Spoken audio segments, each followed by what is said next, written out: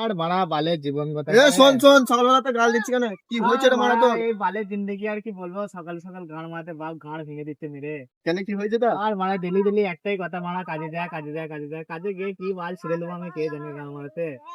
বাদ দে, ওনা বসি দু ভাই গল্প করিস। বস, বাদ দে সব টেনশন বাদ দে।